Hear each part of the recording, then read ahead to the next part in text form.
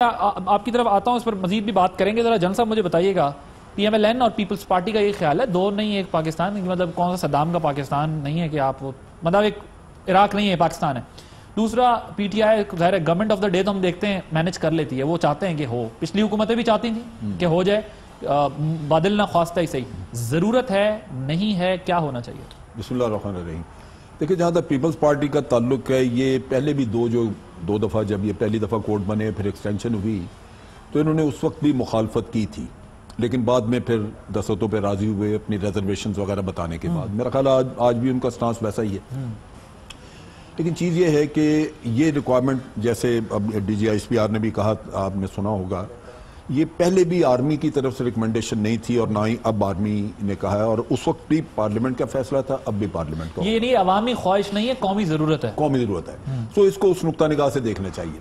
मुझे जिस चीज़ पे थोड़ा सा एतराज़ है वो ये है कि चार साल यानी दो जो टेन्योर गुजरे मिलिट्री कोर्ट्स में, उसमें हमने उन प्रॉब्लम्स को जो कि सिविल कोर्ट्स में केसेस चलाने के ऊपर आ सकती हैं उनके ऊपर तवज्जो नहीं दी, उनको अमेंडमेंट वैसी हम नहीं लेके आए।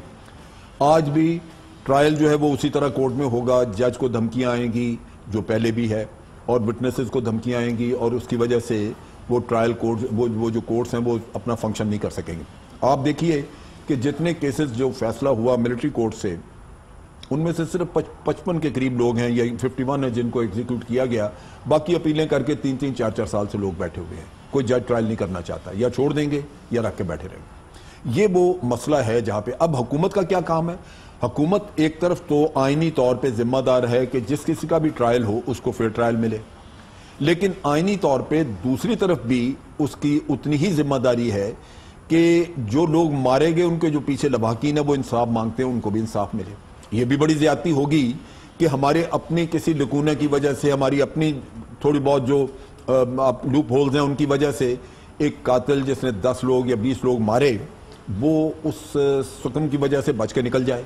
क्या उन लोगों को हक नहीं है कि लेकिन ऐसा क्या अपनी कॉन्स्टिट्यूंसी को एड्रेस करने के लिए हो रहा है, अपने लोगों को पार्टीज जो हैं आवाम को समझाने के लिए कर रही हैं कि ये डेमोक्रेसी में इस किस्म के स्टेप्स हम नहीं ले सकते, या मेरा नहीं ख्याल, आदिल शेख साहब कह रहे हैं कि ये बार्गेनिंग चिप के तौर पर इस्तेमाल हो? मेरा नहीं ख्याल कि ये बार्गेनिंग या इस वक्त वो सियासत इस चीज पे हो रही है। ये एक डिफरेंस ओपिनियन जो है ये पहले भी रहा है। मैंने जैसे कहा कि पीपल्स पार्टी तो हमेशा से इसकी मुखालफत करती है, फिर बाद में जब आपने कायल किया तो कायल, आज भी हो सकता है कायल करे। मेरी अपनी मेरी सोच है जो मैं इस पे सोच विचार कर सका हूं, वो ये है कि केसेस का काफी सारा बैकलॉग पड़ा हुआ है। उसको निपटाने के लिए अगर पार्लियामेंट ये फैसला कर ले कि 1 साल के लिए मिलिट्री कोर्ट्स की एक्सटेंशन कर दी जाए और उस साल के अंदर अंदर तमाम वो चीजें एड्रेस कर दी जाएं जो कि आपको जरूरत है इनको एम्पावर करने के लिए अपने सिविल कोर्ट्स को, तो बेहतर यही होगा कि केसेस फिर सिविल कोर्ट में वापस आए, उधर ही चलें। लेकिन आज के दौर में या आज जो हालात हैं या आज जैसे कोर्ट्स को आपने रखा हुआ है, जो क्रिमिनल जस्टिस सिस्टम है, इसमें ट्रायल उन लोगों के नहीं हो सकेंगे, ये सारे बच के निकल जाएंगे लोग। और नतीजा ये कि जो जवान लड़ रहा है, जो पकड़ के देता है वो भी मायूस होगा, और जो लोग जो इंसाफ मांग रहे हैं वो भी मायूस होंगे। तो हुकूमत दोनों तरफ जवाब दे। अफवाज पाकिस्तान के तर्जुमान